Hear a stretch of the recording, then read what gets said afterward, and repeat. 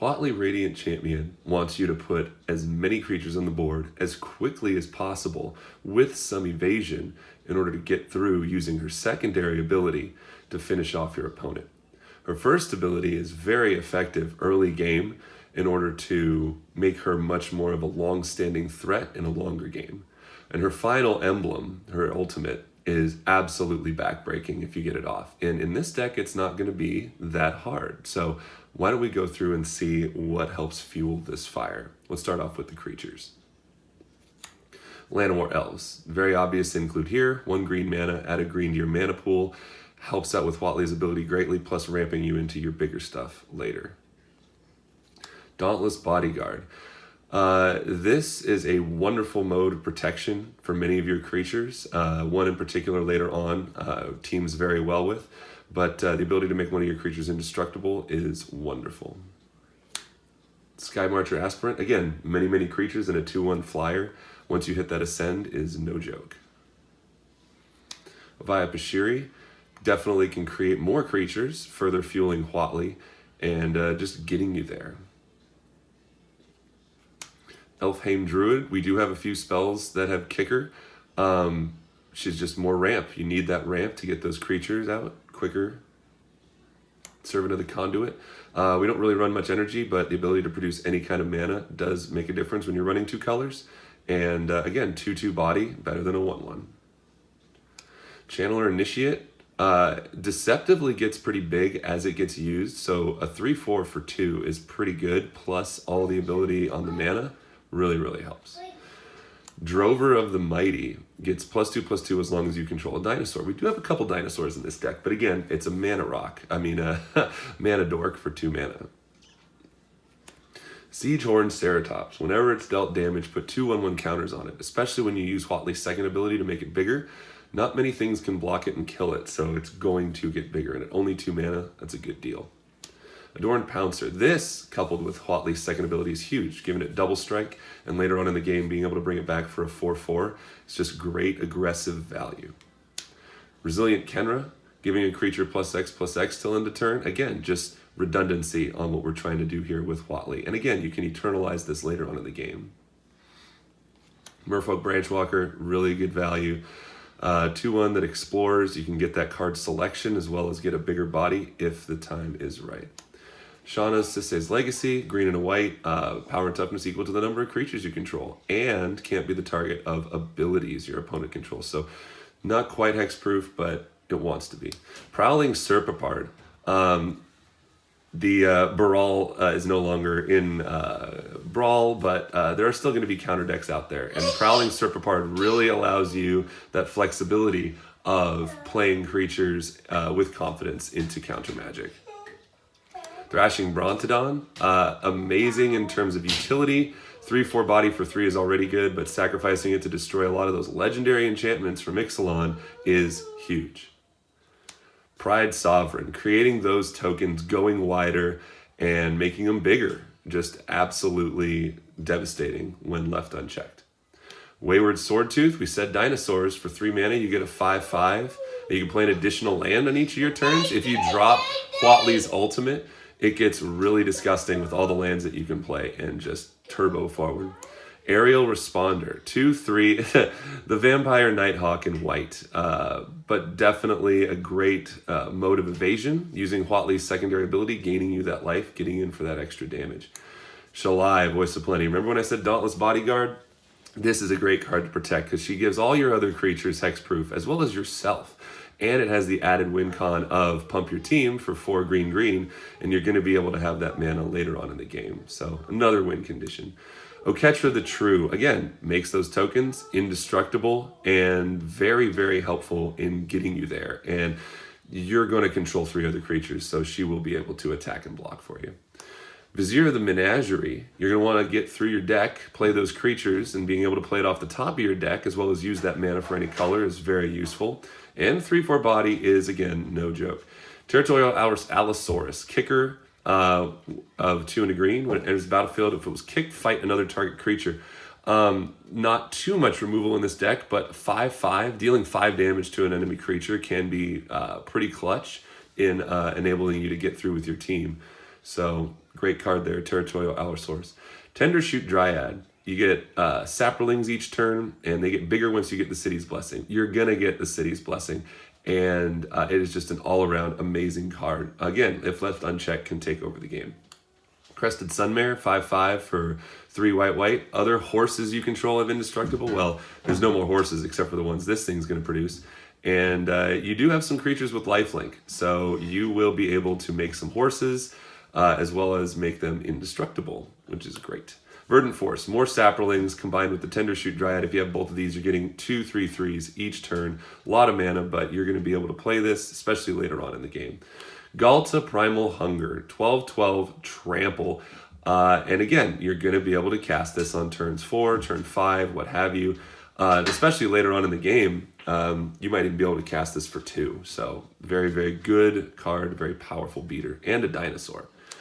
Seal Away. A little bit of removal here in this deck. Flash, when it enters the battlefield, when Seal Away enters the battlefield, exile target tap creature and opponent controls until Seal Away leaves the battlefield.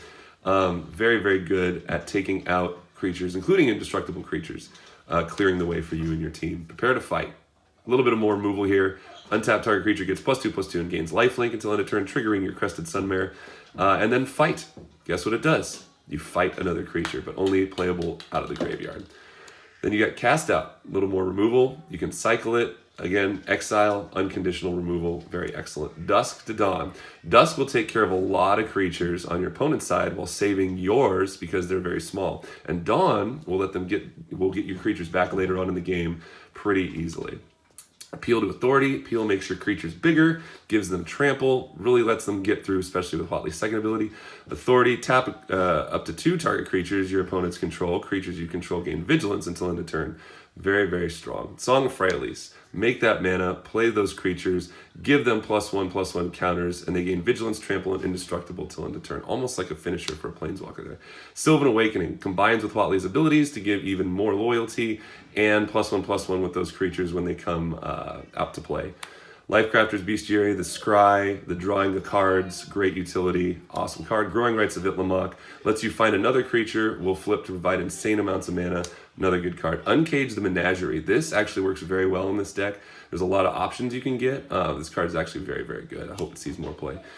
Gideon Marshall Paragon, his ultimate, which allows creatures you control to get +2/+2 until end of turn. Tap all creatures your opponents control. Very great way to finish your opponent. Plus, you can pump the team and untap them, and you can create the soldier, typical Gideon fashion, and get the job done that way. So now we have lands. We have Arch of Eroska, draws you cards, great utility. Couple dual lands here, Sun Petal Grove, Scatter Groves, Memorial to Glory, again creating 2 creatures. Shefet Dunes, pumping your team, and then we have the rest as basic lands split between plains and forest. So we're going to goldfish a couple hands here just to see some options and how to play in certain situations. So in this opening hand here, we've got a lot of early game action, of which this deck has a lot. So what we're probably going to want to do is just start to cast some mana dorks, get ourselves a couple additional resources, and then maybe start dropping some creatures and finish them off with a Huatli. You see the Shalai there. That's going to be another great late game play, coupled with that Dauntless Bodyguard that we have. But we'll start with a Servant of the Conduit, generating 2 energy, giving us some extra mana to play with. And obviously right now is a bad time to run out Huatli because you're really not going to be able to plus her for much, and giving the Servant +1/+1 wouldn't be that good. So we'll drop an Elfheim Druid, additional mana ramp, in case you actually get those kicker spells as well. I think we only have the 1 in the Territorial Allosaurus. But so we have 5 mana by turn 3, which is very exciting. And we have a lot of options. So we're going to go with Shalai, because that mana is very important. We want to protect it. We want to protect ourselves. And it's just a very, very, very strong play. So if we were to run Huatli out right now, we would only be able to give +3/+3, and she would only be able to get those 3 counters. And you really want to run her out to plus when you can nail that ultimate ability, which isn't too hard. But on this play, we're going to play the Adorned Pouncer, and we're going to play the Dauntless Bodyguard targeting Shalai, of course. So now our entire team has hexproof, and we can give Shalai indestructible if need be. So we're pretty good. We're pretty set up here. Now Huatli's looking very juicy. So we may have to consider our options here. And we still have Seal Away if your opponent has that one major threat, or you want to clear the way for your opponent, for you to come in and attack. But we are going to play Huatli Radiant Champion here. We can give it to either the Adorned Pouncer, or we can give it to Shalai if they have no flyers to get in for some extra damage.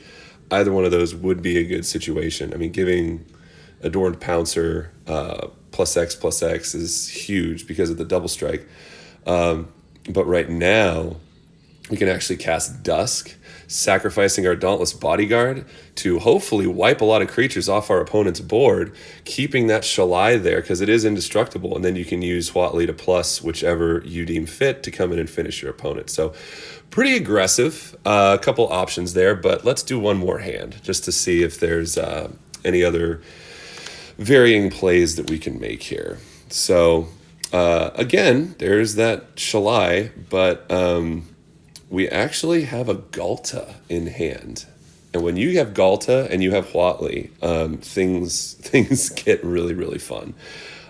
So what we're going to do here, after I use my OCD to organize my hands, play my Forest. And it looks like we're going to be able to play this Channeler Initiate here, just giving us that extra mana ramp. And again, there's options, and you can play this however you want according to what your opponent is doing, but goldfishing, you can only do so much. So we're contemplating here. We're going to go ahead and tap the 3 mana to play the Thrashing Brontodon, leaving 1 mana up in case we have a pesky artifact or a enchantment that we want to get rid of. Thrashing Brontodon is just an amazing, amazing card in terms of utility and power. Really serves a great purpose in this deck. So just thinking about all the options that we have here, we're going to go ahead and tap 4, and we're going to play Oketra the True. And we control 2 creatures. We don't control 3 other creatures. I believe it's 3 other creatures, but still, it's power. And we all know what power adds up to. So now on turn 4, I believe, it's either turn, I think it is turn 4. We're gonna, or maybe turn 5 on it. We're gonna play Galta, and Galta is pretty much gonna be a finisher here when we drop Huatli. So yeah, we're gonna go ahead and cast Huatli. We're gonna be able to give Galta +4/+4, so that makes it a 16/16 trample. Pretty vicious. So you can power through. This deck is very aggressive. A lot of great options. Gives you some flexibility. Hope you enjoy it.